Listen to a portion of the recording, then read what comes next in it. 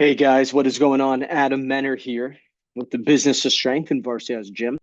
I have a solo podcast for us today, and I'm super excited about today's guest. But before we get into that, don't forget, literally in the next 8 days, you have the next 8 days to register for Trainer School.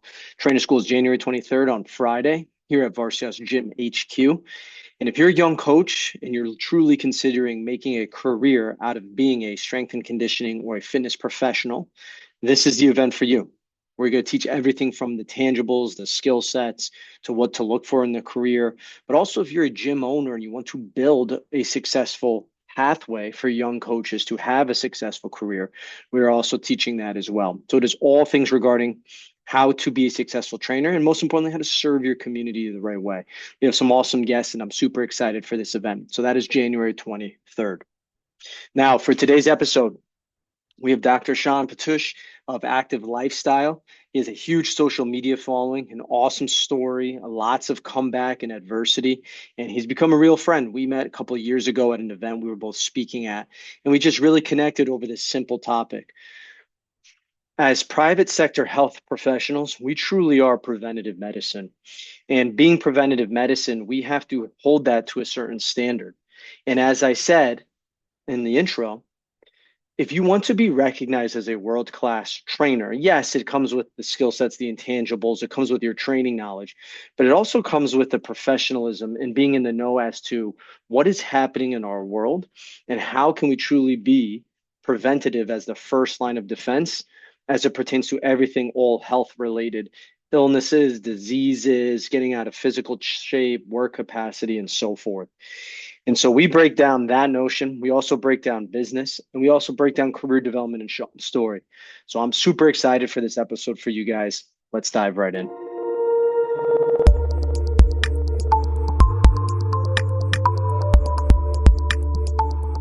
What's your type 2 phone?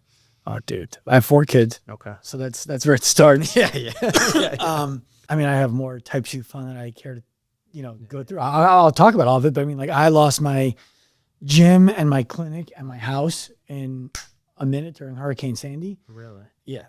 And that wasn't fun, but rebuilding it Sure. sucked. And in hindsight, it was fun. For people who don't know, Hurricane Sandy hit Long Island in 2012. Yeah. And we had the wrong insurances. We had hurricane insurance, but we didn't have flood insurance. Okay. And the hurricane brought a flood, but Right. that was whatever. Math. Yeah. So, we were like, all right, here's how it's going to work. We have a space. It's about 5,000 square feet at the time. Anybody who comes to help us rehab the space can train with it. Like, we will do a workout every day, and you get to come for free if you just pitch in an hour helping us rehab the space. Cool. Yeah. So, I mean, we were pulling a car into the space to plug a clock into the hood of the car on the windshield because there's no electricity in the town for weeks. And in February, hit us in October. February, we're like, all right, we're ready to start charging people again. Like, we're operational. And we just thought it would flood back in. Everyone would be back. We didn't realize nobody lived there. Mm-hmm. Everyone's house had gotten destroyed. Huh. So they moved. So we're like, Right. Okay. Yeah. That whole experience was type 2 fun in hindsight. Sure. There was physical. Oh man. I mean, I don't have anything like what you just described, but it still is though, like something I think about. Like we filmed a video about this before downstairs. And one of the things that I said is, if you're a young coach or just anybody, a young entrepreneur, I think one of the best skills you can have is just capacity. Yeah. Like the capacity could be how many sessions you're doing, reach outs, calls, trying to generate revenue. You're just staying busy. It's like inertia. Yeah. Know? I did what I would call an unsustainable 7 years that I challenge our clients, the coaches we work with, to do for a week. Sure. Because I was working 90 hours a week. Yeah.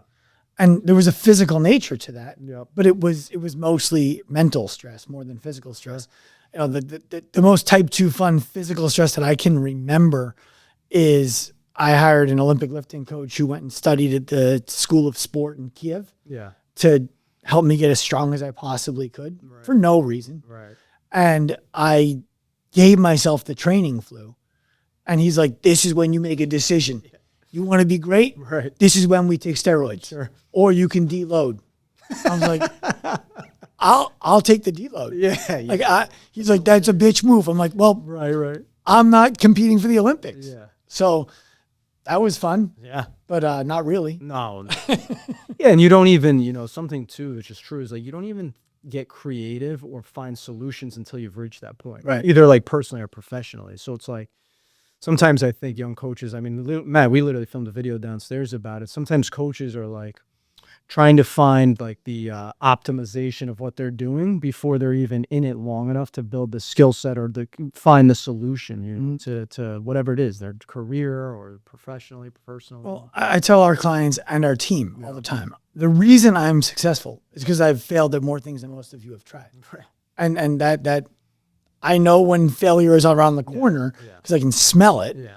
And if I get blindsided by it, I'm like, I've been here before. Sure. Yeah. I lost my house, my business at the same time. Yep. You can feel it too. Like, I don't mean to guess. No, it's okay. But like just your presence and how you speak, it's like, all right, this guy's been around the ringer. Let's just get right to it. I appreciate it. You know what I mean? Instead of being like, so tell me about yourself. It's just like, bro, like, I know. I did have a physical experience like you. It was not anywhere near as physically demanding. I went 2 or 3 years ago to a bunch of podcasts in NorCal. And I'm like, I want to go check out the redwoods while I'm here. So I went to Muir Woods and I went hiking by myself. I loved it. I went on this hike. I saw a waterfall, small one, but it was cool. It was like the most beautiful place I'd ever been. My cousin got married in Napa a couple of years later. And I have my wife, my kids, my mom. I'm like, and my dad. I'm like, let's go on the hike I went on. It was an easy 5-mile loop and it was beautiful. So they're like, all right. So we go. I made a wrong turn somewhere. And we ended up. What happened to the crew though? My wife, my mom, and my 3 kids were still with me. My dad wasn't able to make. And they are also with you while you make the wrong turn. Yeah. Oh my gosh. Yeah. So we get 5 miles into the hike. I'm like, we should have seen the waterfall. We should be back by now. Yeah. Someone finally comes back. I'm like, do you know where we are? They show me a map, and I'm like, we just went 5 miles out. We got to go 5 miles back. Oh my gosh. So 10 miles. 5 miles in the woods is legit. Yeah, that wasn't the hard part. The hard part was I had a 4-year-old, a 6-year-old, and an 8-year-old, and a 63-year-old and my wife. So there are areas that it's not a dangerous hike for someone who's an adult, but there are areas where it's as wide as this table and the drop off is a couple 100 feet. Yeah.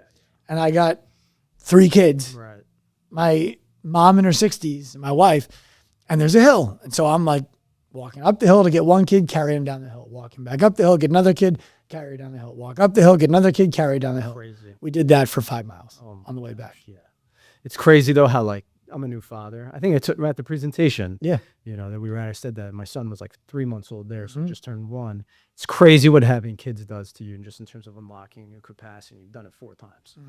Yeah, well, listen, my kids have been catalysts for the best growth in my life. I'm sure. When my first kid was still in utero, my wife took me on a walk. She's like, I had just split with my business partner, who was one of my best friends growing up. Okay. It was not a pretty split. And I had just gotten into maybe 4 months earlier, the 80, 90 hour weeks consistently. It was all day, Monday through Friday, all day Saturday, and then Sunday I was just mentally somewhere else. Right. And I wasn't making any money. I was getting my ass kicked. And my wife pulls me aside on this walk and she goes, I love you. And I need you to know, I don't want to be a single mother. And she wasn't talking about leaving. She was talking about me not being present for the kid. Sure. You would think that would be enough to have me change it. I didn't change anything. Changed very little. Right? It was like all the lipstick changed. Sure. Couple yeah, I hear you, but I'm not ready yet. Yeah, I hear you. And I made this change. It's like when people in their work, like a coach will study, but not apply, and they feel like they're making progress, but no progress is actually being made. Right. That was me. Yeah. So, except in my own world. So about, 8-9 months after that, I was running an event. I had an event series I was running that was like a response to getting shut down from Sandy. I'm like, I'm never going to own a business that gets shut down by the weather again. Right. So an event. We anticipated a lot of people would come to an event the following year because it was our biggest crowd ever the year before. Okay. I was wrong. We ended up losing $27,000 on the event. I didn't have business acumen. There was no working capital account. I had a partner. So I had to turn to my wife and tell her, you know, that $15,000 that you saved for us to one day buy a house, I just blew 13 and a half of it. Wow. That was the lowest I've ever been. And that was after she said that, like, hey, I need you to be more like aggressive. 8-9 months later. Wow. I was sobbing, totally emasculated, thought she would leave me. And she supported me. She was like, look, you're my penny stock. You told me you'd be my penny stock. I'm here for the ride. Wow. That was when things started to change. Yep. That was when I was like, all right, I'm signing my way out of that business. Yep. I'm delegating roles in the gym to somebody else. I'm going to focus on my clinic and let's make it work. Sure. And then every kid after that just forced to level up. For sure. Yeah, let's rewind though a little bit. So for you guys that don't know, welcome to Varsity House. Thanks. A little bit. Sean and I met at an event that we both spoke at, and just your bravi, you know, just your gravitas, if you will, and the way you spoke and introduced yourself and presented, I was like, this dude's been in it. Mm-hmm. You know, we've kind of been keeping in touch a little bit. I know I wanted to have you out to an event. I know you're busy. But why don't you just rewind and introduce yourself a little bit in terms of how you got into the industry, where you are, so people can connect the dots of this crazy stuff that you're talking about right now. So my name is Sean Pastuch, Dr. Sean Pastuch, whatever you want to call me. I was a chiropractor. I'm best known for founding my company, which is Active Life. I wrote a book called Turn Pro, the Fitness Professional's Guide to Ethical Sales and Career Fulfillment. And I speak a fair amount. So a lot of coaches may have seen me speaking somewhere or listened to a podcast that I've been on. We have a problem in the United States and frankly in the developed world where more than 20% of people struggle with chronic aches and pains every day that force them to compromise on their life. It costs the US more money than diabetes, heart disease, and cancer combined. Wow. It's the number one reason why people retire early from careers that they love. It's the number one cause of disability.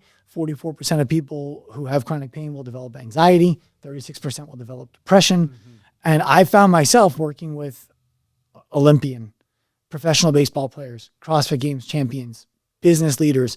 They were flying out to see me to help them get out of pain when nobody else could so that they could get their life back. Right. That turned into me recognizing pretty quickly that I was doing something other people weren't doing and I didn't even know what it was. But coaches started flying out to my little gym in New York to learn from me. And I realized that the opportunity to solve chronic pain and give people their lives back actually lied within the hands of the coach, not the doctor. Because the things that I could do with them when they would fly home weren't medical. Right. It was solid training, mental health. It was all that kind of stuff. And so now my mission is to create a world where chronic pain is a thing of the past. Yep. And I believe that we can do that with the coaches who are best positioned to provide the support. For sure. There's 3 things that I've learned in my career that make for an easy, and when I say easy, I probably should say simple, not easy, successful career financially and fulfillment wise. And I aim to help coaches with that from around the world. The first thing is you need to solve a valuable problem. Mm-hmm. And the valuable problem means people actually want to spend money to resolve it. Nobody, from my experience, really cares if they can snatch more to the degree that they're going to spend a big amount of money doing it. Yeah. They're very, very few and far between. Sure. Even abs, 20 pounds of weight loss, it's not that important to most people. So number one, it's got to be really valuable for us. Chronic aches and pains that have robbed you from your life. Yeah. Really important. Sure. Yeah, like just not to cut you off. No, it's fine. You lose 20% body fat. You have 6%, or not 20% body fat. You lose 20 pounds. Let's say you get down to 10% body fat. That's not like changing your life in terms of like what you can do, obviously. No. But I agree with you. Pain is like the number one thing that, like you're saying. It stops people from having catches with their kids. It stops people from going on vacation. It stops people from pursuing their career. Like, it's big stuff. Hey, everybody. I'm really excited to announce a new partner, TurnKey Coach, a platform built by coaches for coaches that empowers fitness professionals to deliver online coaching with a human touch. Their all-in-one platform streamlines client connection, programming, payments, community, and progress tracking, and more. And we're loving it so far. It's been amazing. And by far, some of the best customer service that we've ever had with any company we work with. This simply isn't an ad for TurnKey Coach. I've been in conversation with Andrew Jackson, TurnKey Coach's co-founder and chief operating officer, for nearly a year, learning the ins and outs of their approach, the platform's functionality to maximize the coach and the client experience by saving time and maximizing revenue for our gyms specifically, while also improving the quality of the service that our client receives. It was really important to us that we had a all-in-one platform that really brought our training programs to life and made it simple, easy, and effective for our coaches staff to deliver, but also gave our clients a new perspective on their training, their results, the data that they're tracking. After those conversations, it really became clear that TurnKey Coach was the right fit to be the exclusive coaching platform for Varsity House gyms and all of our gyms moving forward to help each location and each coach really maximize their impact in the community. You'll hear more soon about TurnKey Coach and at Business of Strength events and on our podcast. But if you're looking to build a scalable, professional coaching practice with less stress, head to turnkeycoach.coach and check out the free resources available or book a call with a member of their team. You won't regret it. Again, turnkeycoach.coach. That's the platform you want to be using. They're really exceptional at what they're doing, and we can't believe we waited this long to make the switch.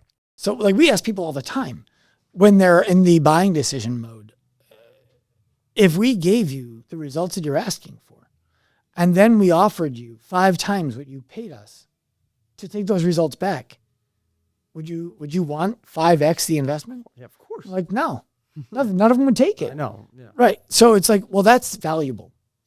If I told you it's $10,000 to help you get abs, and I would give you $50,000 to put 20 pounds back on. Yeah. People are like, yeah, okay, I'll take the 50 grand and I'll lose it again. Sure. So there's that. The second thing is there should be a lot of people who have the problem that you solve. So like I described before, 20% of Americans, that's 55 million people in the US alone, who have chronic pain for more than 3 months. At least one intervention has failed them. It's a lot of people. It's 1 in 5 people who you know. Mm-hmm. And then the last thing is there should be very few people who are solving that problem. So we don't have 55 million Americans in chronic pain because everyone's good at solving it. Yeah, of course. So when these 3 things exist, when there is a valuable problem, a large audience of people who have it, and a small audience of people who solve it, if you're good at it and you can deliver on your promise, you can print your own money in whatever time you want to print it in. Interesting. As a career. Sure. That's what we help people do. For sure. And you look at it as one of the things I tell our staff is I truly believe we're preventative medicine. Yes. You know, and using the tools though of, and we're not experts in solving pain. I think we can do that in different modalities. Obviously you have something that's very specific, but it's more about how do we convey to and like I'm literally asking, like, how do we convey to our community that we are preventative medicine? Don't wait to react and let healthcare take care of it. It's like, this is why you need to be here. And I think that's like a messaging. Like I'm literally writing emails about it. We're doing in-services with our team, but like, how do you display that to your community? So I'm trying to get a phrase off the ground that I want more people to adopt. And that is the practice of fitness as healthcare, not fitness for fitness's sake, not we're on the front lines of healthcare. Like, what does that mean? Right. So when I look at fitness as healthcare, I see it bifurcating into 2 different directions. There's preventative fitness as healthcare, and there's responsive fitness as healthcare. Preventative fitness as healthcare is that we are using fitness to help you perform, to help you avoid the pitfalls that come about when you don't live an active lifestyle. And the way that we do it here at Varsity House is through helping you feel athletic again. Right. Like, be the athlete that you always were, whether you compete in a sport or not. Think about the confidence that you had when you were like that. What are the things that you would do if you had all of that back? Right. That's the short end of that side. Responsive fitness as healthcare is, okay, something went wrong. And now you feel like you don't have access to the preventative fitness as healthcare system because there's too much that you need to modify around to be able to do it. It's not fun. It's not inspiring. You would love to do it, but it's not available to you. Well, then there's responsive fitness as healthcare. What's in the way? Are you morbidly obese?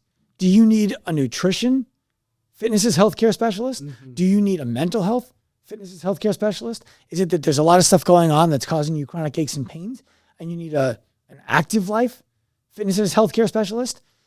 If we create the bifurcation and we describe exactly who we help and what we help them avoid and what we help them get, I think it becomes clear to them. Right.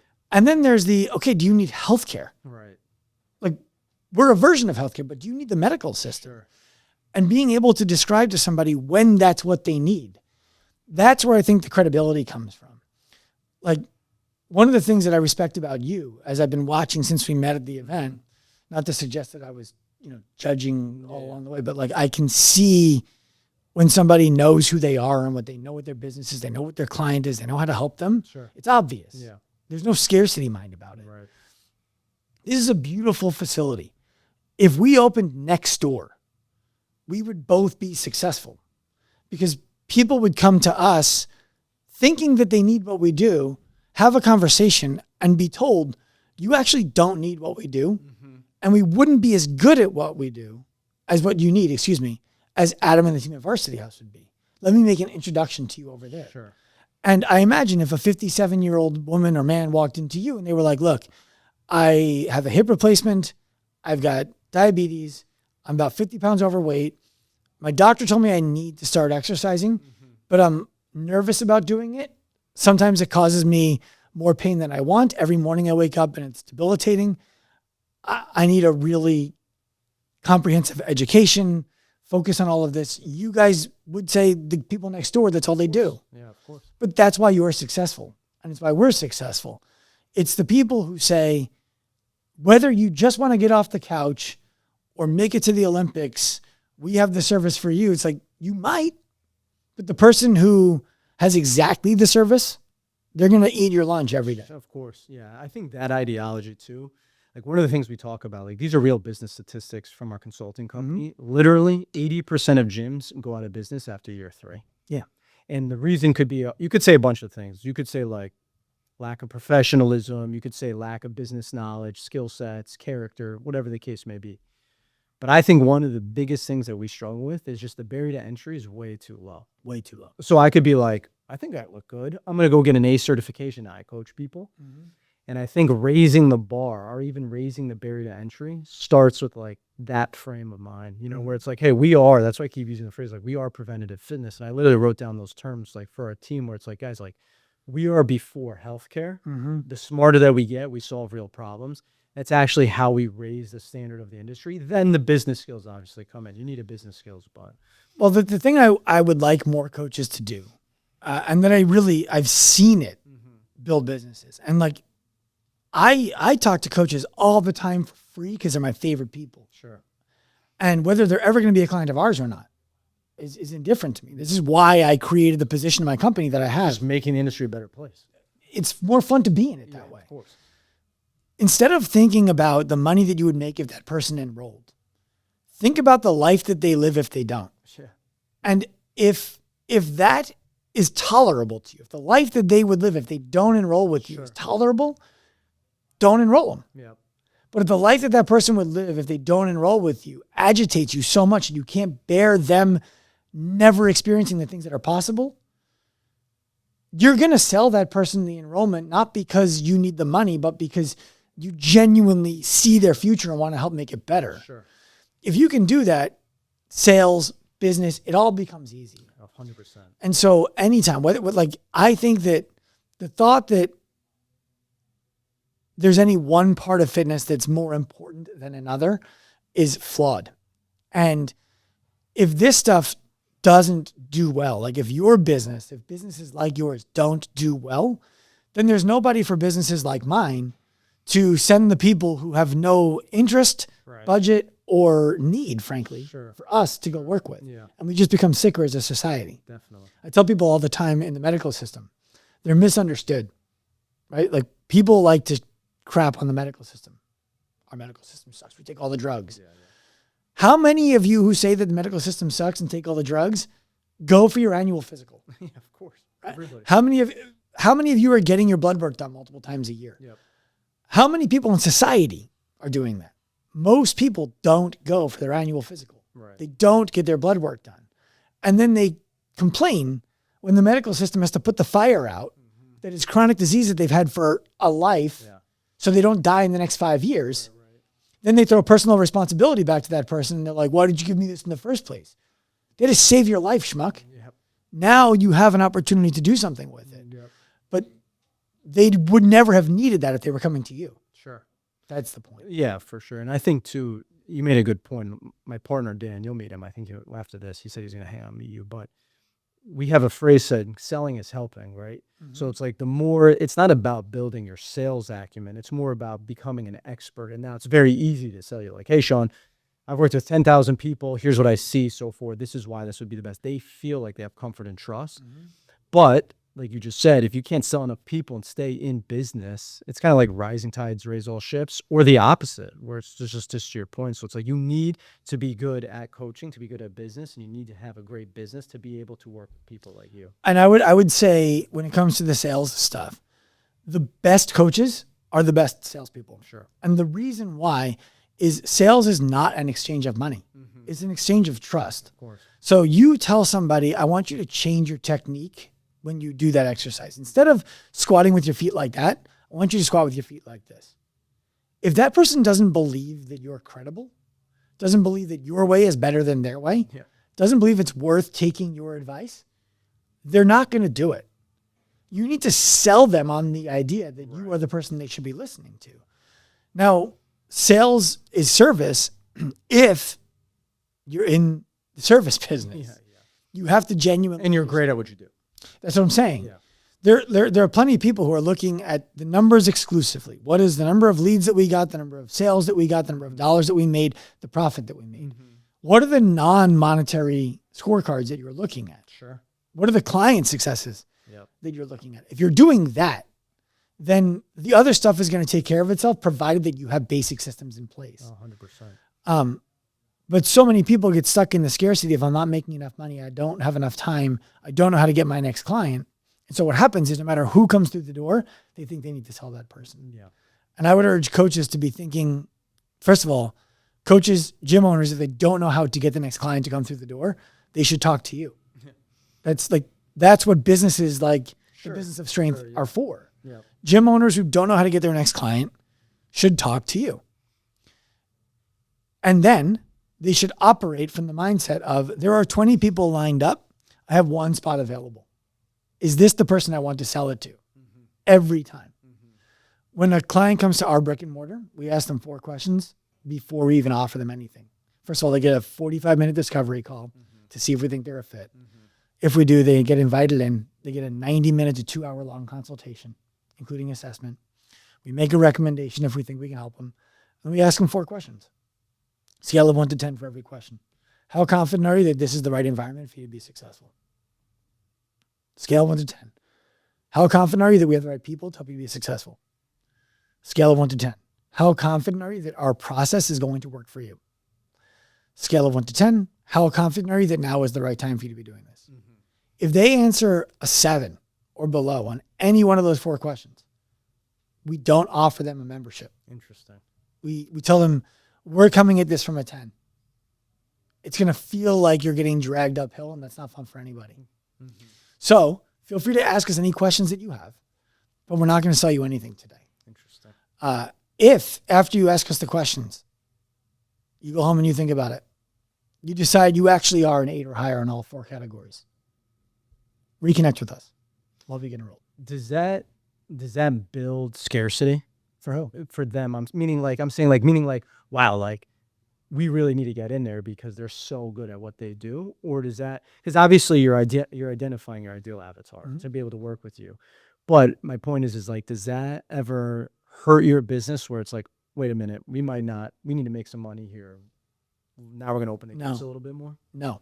Does that make sense? Yeah, 100%. What you're saying is you ever fall short on your acquisition goals because you don't take somebody because you're so specific in who you want. Yeah. The answer is no. We understand how to market to our client. So we have that proverbial line of 20 people, and we're deciding, is this the one we want? Right. We have 10 spots. There's 20 people. Which 10 do we want? And we let them self-select. Sure. So this is where it comes down to understanding how your marketing works, because you want to make sure you have that line of 20 people. Yep. But in our town, there are, last I counted, 14 fitness businesses in an island. It's jam-packed, yeah. It's everywhere. It's crazy. And like our whole town is 36,000 people. Right. 14 fitness businesses, including 2 big box gyms and another one coming. Yeah. Yeah. Just Long Island in general. I mean, we have 4 people that are in our group just from Long Island. Right. So they have options. Yep. We are 4 times as expensive on a monthly basis for membership as the second most expensive business in our town. Oh my gosh. They charge around $200. We charge $834. Yeah. In a town that's blue collar, by the way. Like if you look up the median household income of Long Beach, it's skewed by people who bought houses during COVID, who wanted to register their taxes in Long Island, not in Manhattan, who come for the weekend and live in their $10 million house that's on the beach. Right. The median income is more like 80. And on Long Island, that's not a lot of money. Oh. So monthly, we're $834 a month. We charge $150 a training session. The next most expensive training session in town is $100. Wow. And that's if you buy one.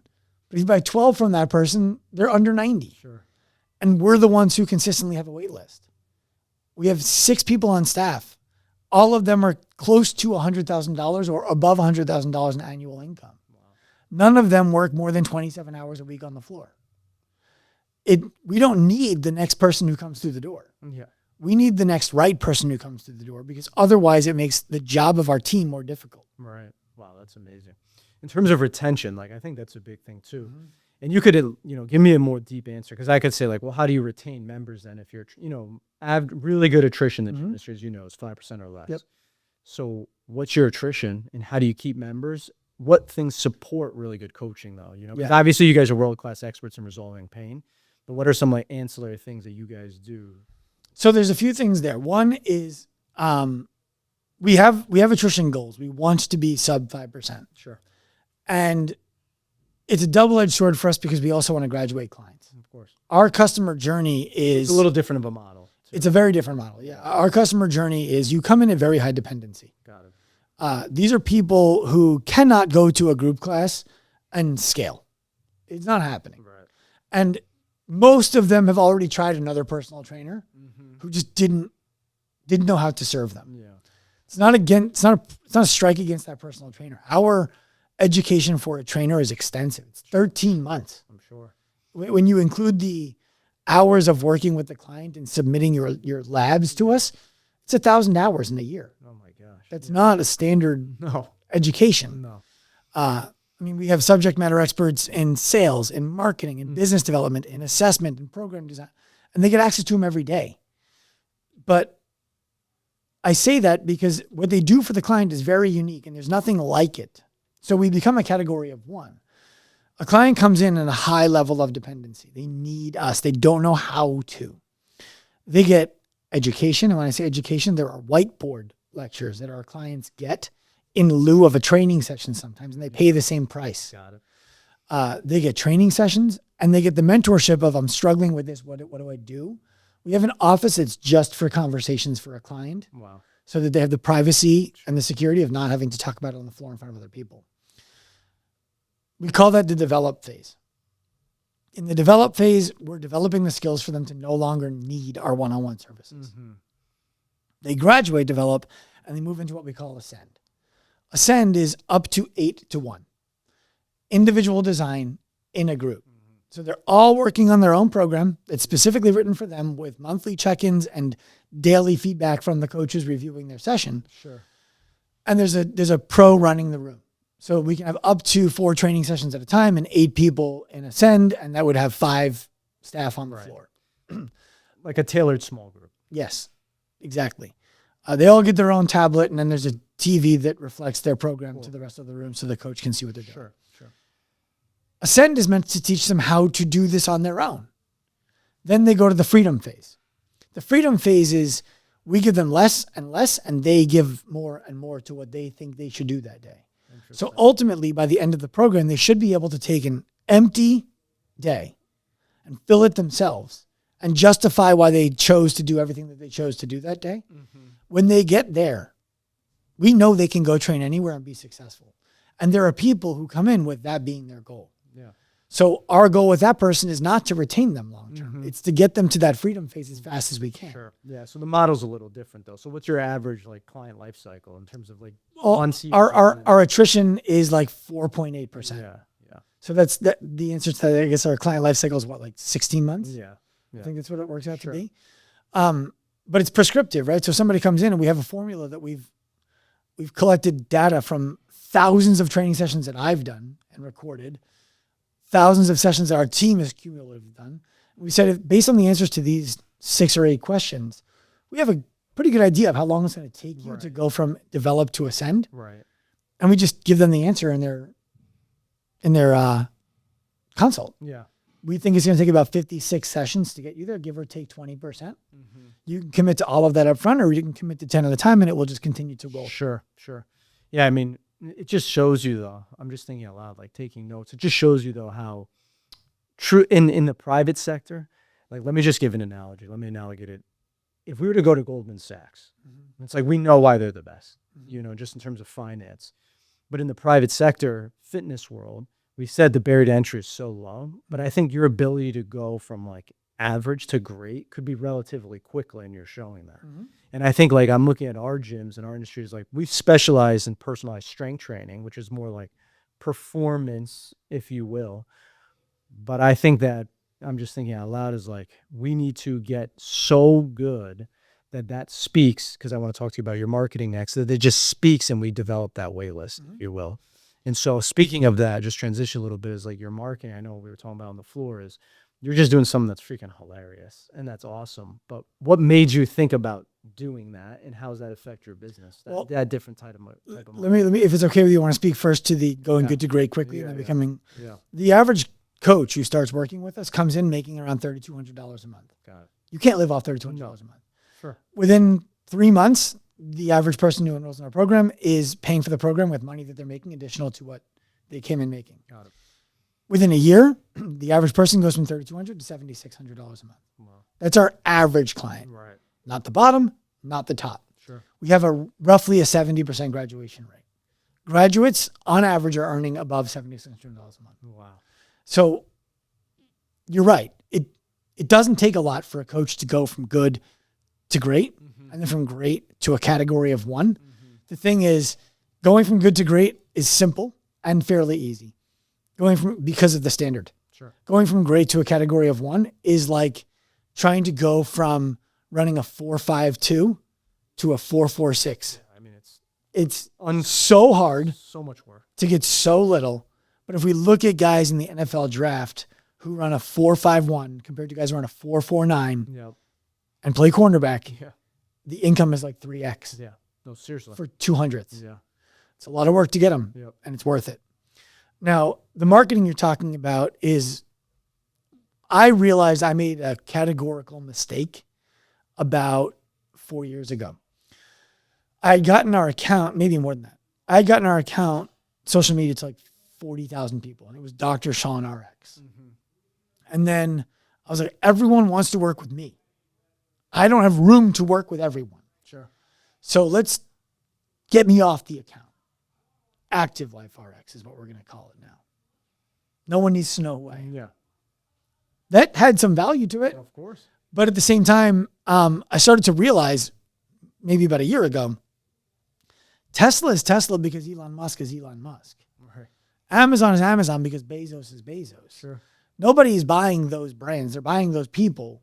And as a byproduct, those brands. That's your product. Right. And even the people who go and work for them. Of course. So I was like, I need a personal brand. I blew it. Let's bring it back. I tried, teaching on YouTube. I tried teaching on Instagram. I tried creating metaphors. I tried all these different things to be interesting in the way I would speak on social media, and it tanked. Yeah.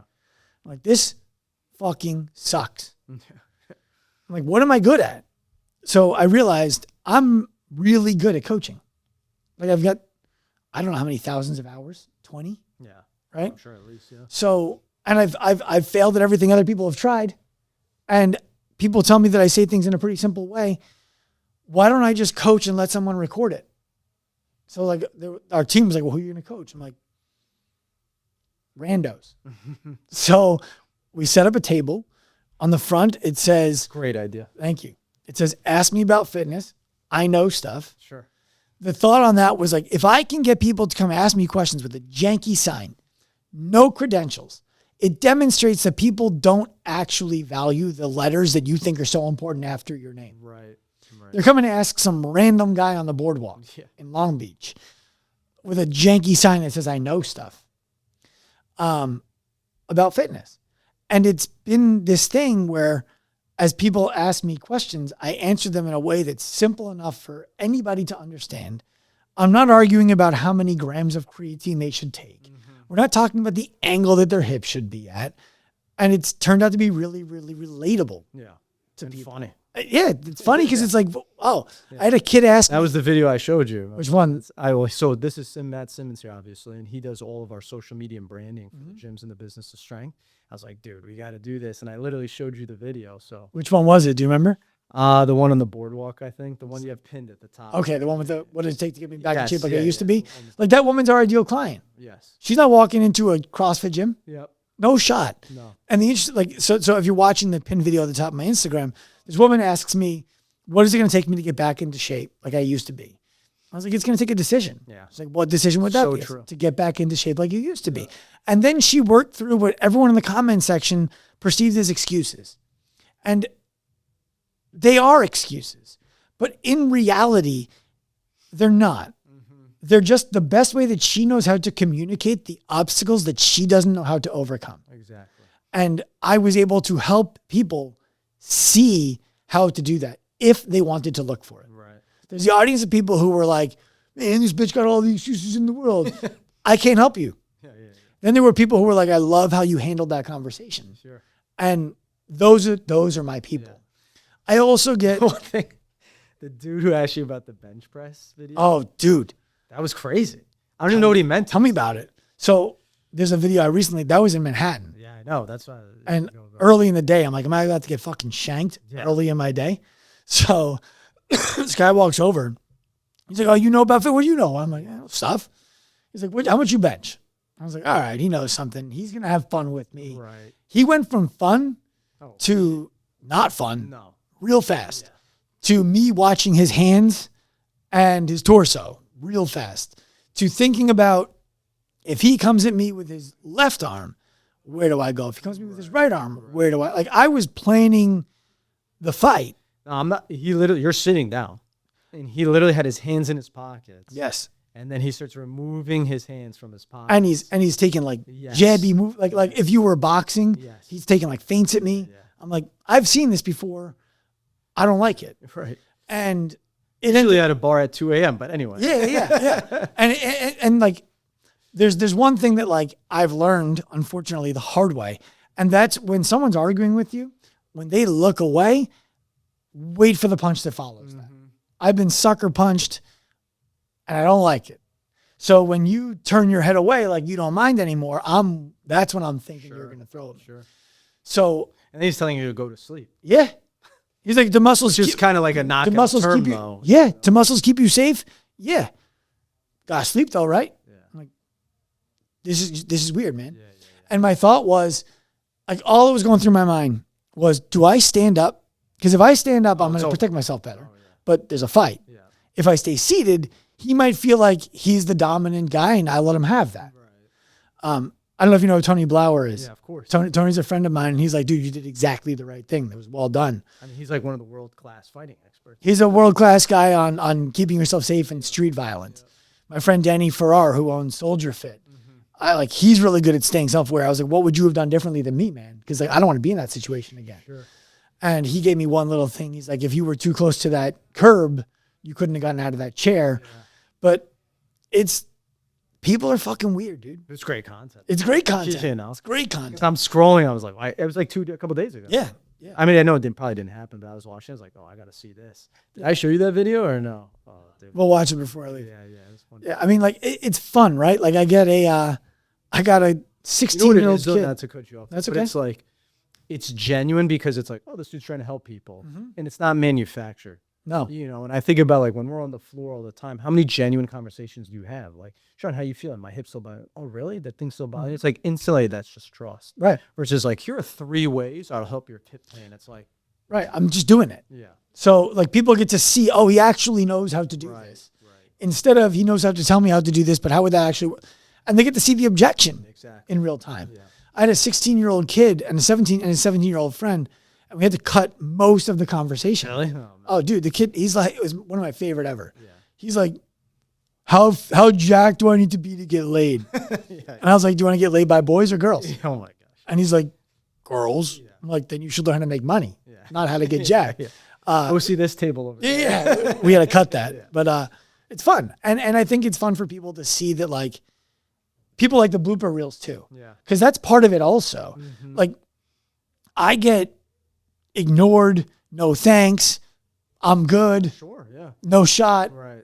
way more than I get, sure. Yeah.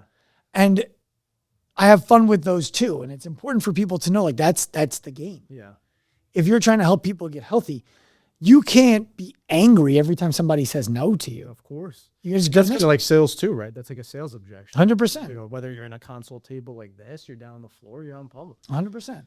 And then the other videos that have been doing really well for me that I also like creating is, we used to do seminars that people would fly in from around the world and pay $1,500 to attend. And what we found is when our clients who were already in the education would fly out and take those seminars, they were just much better. The seminars are better. The way that we were able to help them was more fun for us. Sure. So now we stopped doing those seminars in person for people from around the world who are not our clients. We offer that seminar online. People can buy it for $19. If I'll give you the handbook. You can put it in the show notes and people can download it for free. They can see everything that's in there. That'd be great. But we do seminars for our clients now. They fly in, they do it. We had a guy flying from Singapore a few months ago, Cool. France, Super cool. England, all over. Yeah. And coaching the coach in the room in real time Right. shows other coaches, oh, we know how to coach the coach in a way that doesn't, we don't have to tell you that you're stupid. Yeah. We don't have to tell you that you don't know what you're doing. We can show you how to do something very simply that you'll like. Yeah. And one of the videos I did on that went fairly viral. It was showing how, like, the bracing mechanism. With the can. Yeah. Yeah. So obviously you have a gym, but you also have your active life. Why don't you explain just how kind of, we were talking down there a little bit, just your B2B-ish, if you will, and like how you can help coaches. So if you're a coach listening to this, like how would you help them and their staff? Yeah. Well, if we let's go from the top and work our way down. If you, someone like you, or a gym owner out there who's listening, said, look, our business practices are great, but I recognize that a lot of our clients are scaling in class. And this is how it really got started for us. I owned 3 CrossFit gyms, and you saw a lot of people were scaling the workouts, and it wasn't because they weren't strong enough or weren't skilled enough. They lacked the flexibility, lacked the mobility. They were dealing with aches and pains. They had an old injury, whatever it was. Those people would be happy to pay for personal training sessions to not have to scale anymore. Sure. So we would help gym owners by saying, how many of those people are there in your gym? Easy math is, how many members do you have? How many out of 10 in a class are scaling? How many of those are scaling for this? Let's say it's 3. Okay, well, if you have 300 members and 3 out of every 10 are that, just multiply the 3 by, 10 by 30, that's your number. 90 people or whatever, 30 people, whatever it would be. No, that'd be 90. 30 per 100, right? There's 90 people in your gym. Are all of them going to buy training? No. But the ones who do are going to train with you 2 to 2.5 times per week. So how many of them do you really need to have a really robust training business in your gym? Sure, yeah. And it's higher for you, by the way, than it is for Equinox or Lifetime, who get less than 2% of their members buying training. For you, that's a much bigger number. So we would train your trainers on how to solve the problem of people dealing with aches and pains, flexibility issues, mobility issues, who oftentimes end up in your expired folder telling you it just was too inconvenient. They wanted to try something else. But the reality was it hurt. It wasn't fun anymore. And there was too much thinking involved. And they just went to do something that's easier or nothing at all.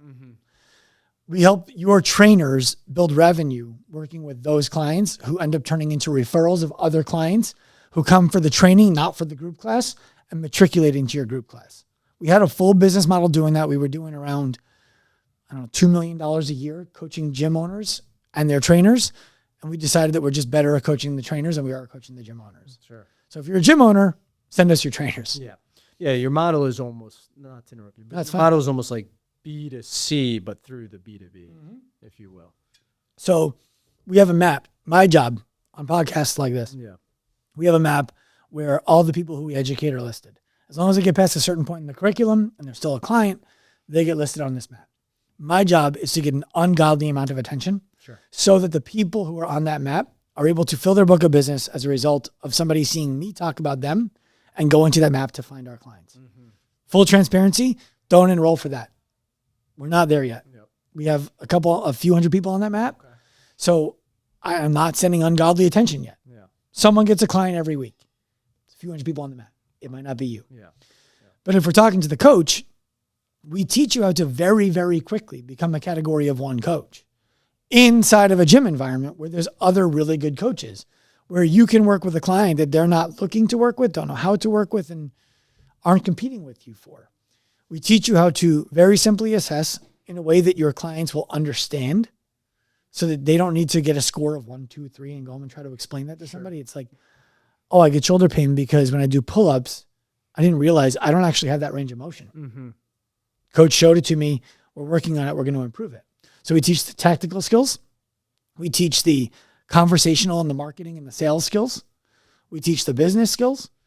And we teach the money skills. Sure.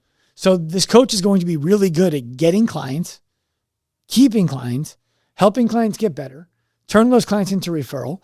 And that's why our clients who we work with, the coaches, make enough money to pay for the education by month 3 and more than double their income by month 12. And of the clients who graduate, they can stay on our map and stay certified in perpetuity by paying a small monthly fee. Mm-hmm. We've lost 0 people. Wow. 0. Everybody who has graduated has stayed on that map, and we're talking about hundreds of students. Yeah. It doesn't happen because there's no value. No, of course not. In the education, and when they stay on, there are 8 service calls every week with our subject matter experts. Mm-hmm. If you can't make it to the call, you can either watch the recording or you can ask a question ahead of the call to the subject matter expert. They will answer it for you, and then you can watch it after the fact. Mm-hmm. We have a Slack group with around 300 people on it, give or take 20%, right? Those are the active clients. You ask a question on the Slack channel, someone's going to answer it in a matter of minutes. Right. They might be from our staff. It might be someone who's just further ahead than you. Mm-hmm. It might be someone who's behind you, but has done that before. Sure. I tell our clients all the time, especially when they come out in person, we have to be so good that everyone here is undeniable, because if we're not, we will be judged by the market by the worst among us, not the best. Mm-hmm. You look at CrossFit, for example. I own 3 affiliates. I think the methodology works for the right person when it meets them at the right time. Sure. Most people think CrossFit just hurts people. Most people think CrossFit is just too intense. Yeah. That's because a lot of CrossFit gyms are, and they suck. And so the ones that are good have to suffer the consequence of having the same name as the one that sucks. Mm-hmm. Our students on our map are representatives of all of the students on our map. Yeah. That's our job. Make them excellent. Sure. So let's say if someone wanted to work with you, mm-hmm. Whether gym owners, coaches, or what have you, what's the best way to get a hold of you and work with you? They can connect with me directly on Instagram, but they're going to get faster to become a client if they go to our Active Life Professional Instagram account and talk to our team. Cool. Yeah, that's awesome. My last question here, and then we can kind of go have some fun and poke mm-hmm. around a little bit though. If you were to start all over and not do what you're doing right now, mm-hmm. but give advice to a coach or a personal trainer to create a long-term career in the industry, what would you tell them? What do you mean not do what I do right now? Like in terms of your specificity of your knowledge of pain, because that's what you decided to do. Yeah. Because you've worked with a lot of, you know what I mean? You've worked with so many coaches. So we get that question all the time. It's like, hey, yeah, you guys are good at this, but what do you recommend I do? I'm starting from the ground. From the ground. Okay. So I've never trained before. I'm just I'm a young coach, because another thing to give you context is a lot of people listen to our podcast. We have a lot of people in our group, but it's a wide variety too. We have people who own 3 gyms, 4 gyms. They're just getting started with their first mm-hmm. gym, where it's like, hey, I'm an intern. I want to get into the private sector. We have 4 interns right now that are just starting. Yep. So what's your advice to that new person? Give yourself 3 years to do what I'm about to describe. First of all, when you hear 3 years, you're like, oh, it's so long. Mm-hmm. You didn't have to go to college for this. Yeah. You didn't have to go to medical school for this. You didn't have to go to law school for this. Yeah. If you take it seriously, you will kick the shit out of everybody else. You just will. So give yourself 3 years for this, and it might not take that long. Spend at least 6 months to a year interning, associating, apprenticing, whatever you want to call it, working mm-hmm. in somebody else's gym that you think you might like working for. If I was in this area and I was brand new, I would come and ask if I could intern and ideally earn a job mm-hmm. working at Varsity House, and I would tell you up front, my goal is to find out if I can be excellent at this, to find out if I like this, and to find out if I'm the kind of person that you would want to employ in this kind of business. Sure. And I'm going to give it a year if you'll have me to do those things. And I'm going to dedicate myself to being great. And I'm going to listen to everything you tell me to do. Yeah. And if you do that, and in that year you realize this is cool, they're great at it, this isn't really my audience. The person that they went and did that, I guarantee you would call another gym and say, this person should try what you do. They would align better with your clientele. Yeah. You go do it again there. And if you do that for 3 years, you're going to find the kind of client that you like, the kind of leadership that you like, the kind of service you like to offer the client, the kind of conversations you like to have, your style, all of that. And you're going to understand what you are and what you're not in a way that other people don't. The self-esteem you're going to develop doing that is going to make you bulletproof.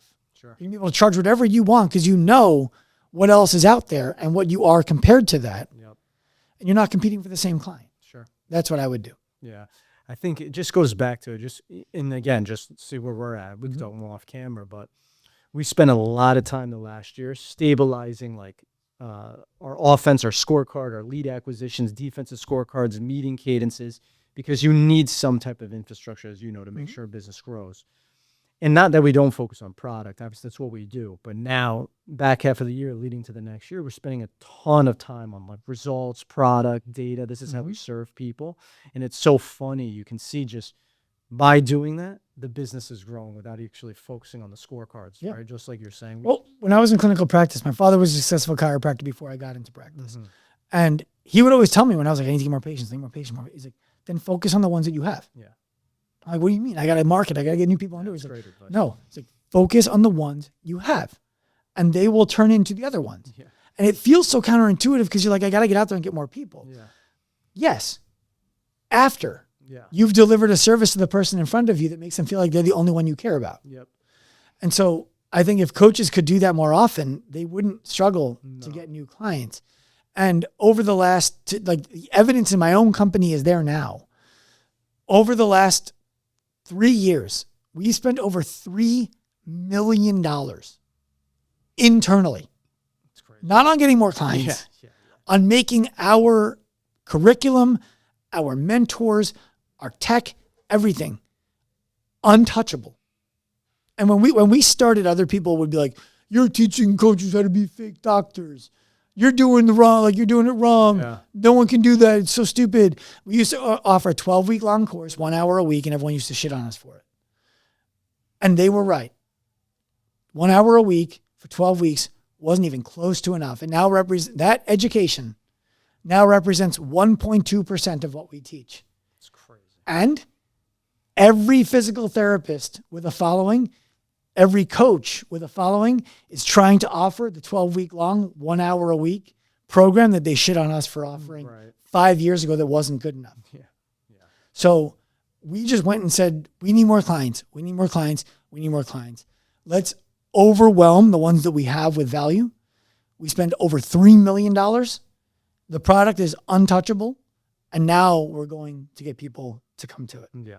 No, I mean, that's incredible. $3 million in education. It's insane. Yeah, it's amazing. It's insane.